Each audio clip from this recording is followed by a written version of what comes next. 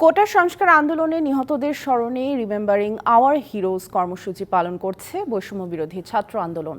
এছাড়া হত্যা, হামলা ও মামলার প্রতিবাদ জানিয়ে মানববন্ধন করেছেন বিশ্ববিদ্যালয়ের শিক্ষকরা। হত্যাকাণ্ডের বিচার, হামলা ও মামলার প্রতিবাদে মৌন মিছিল করেছে রাজশাহী বিশ্ববিদ্যালয় শিক্ষক নেটওয়ার্ক। এতে অংশ নিতে যাওয়ার সময় ক্যাম্পাসে প্রবেশের মুখে বাধার মুখে পড়ে বিভিন্ন স্কুল কলেজের শিক্ষার্থীরা। পরে নির্মাণাধীন সীমানা প্রাচীর টপকে কর্মসূচিতে অংশ নেয় তারা। এ সময় সাদা পোশাকে পুলিশ সদস্যরা তাদের আটকের চেষ্টা করে। শিক্ষকরা তাদের ছিনিয়ে আনতে গেলে ধস্তাধস্তি শুরু হয়। এ ঘটনার নিন্দা জানিয়ে শিক্ষকরা বলেন, কোনো কথা ছাড়াই ছাত্রদের তুলে নিয়ে যাওয়ার চেষ্টা চালায় পুলিশ। অন্যদিকে আন্দোলনে শিক্ষার্থী হত্যার বিচার দাবি ও হয়রানির প্রতিবাদে মানববন্ধন ও মৌন মিছিল করেছে খুলনা বিশ্ববিদ্যালয়ের শিক্ষকরা। এছাড়া আন্দোলনে নিহতদের স্মরণে ময়মনসিংহে রিমেম্বারিং আওয়ার হিরোজ কর্মসূচি পালন করেছে বৈষম্য বিরোধী ছাত্র আন্দোলন।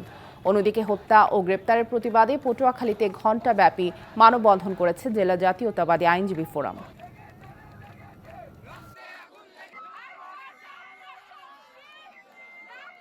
যারা বাহিনী সাদা ড্রেসে আছে, আবার ওই পাশে বিডিআর আছে, তারা লাঠি নিয়ে সবাই সাজসজ্জা হয়েছিল।